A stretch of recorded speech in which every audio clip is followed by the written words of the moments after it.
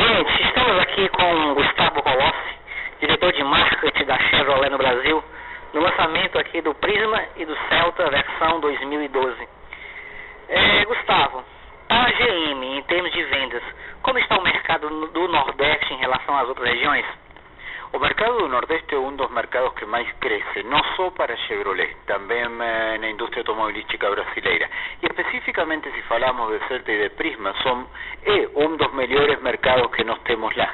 De fato, nestes mesmos momentos, nossos concessionários lá no Nordeste não têm suficientes Celtas e Prisma para atender a demanda crescente. Gustavo, quem é o cliente do Celta e quem é o cliente do Prisma? São clientes diferentes porque os carros têm uma personalidade diferente também.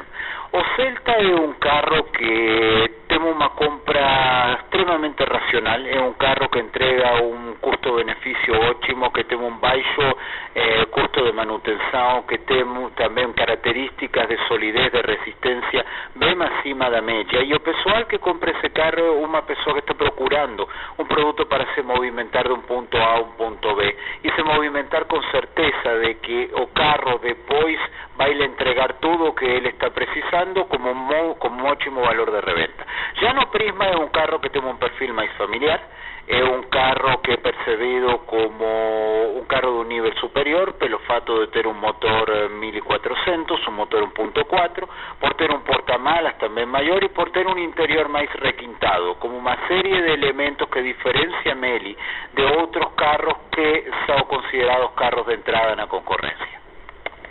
Gustavo, o Celta é campeão de vendas da marca, né? Você acha aí que tem o dedo de marketing ou o produto fala por si só? O produto fala, sem dúvida nenhuma, mas quem dá o sucesso, quem cria o sucesso não é o produto nem é o marketing, é o cliente, que é quem define por que os produtos, seja qual for, chegam a esse nível de campeão. Para finalizar, quais serão os lançamentos previstos para este ano? Temos muitos lançamentos, nossa presidente falou que vamos ter mais de 10 lançamentos dentro dos próximos anos. O que eu quero fazer é convidar a todos os ouvintes a estar ligados com a Chevrolet, porque a Chevrolet tem muitas novidades dentro de 2011.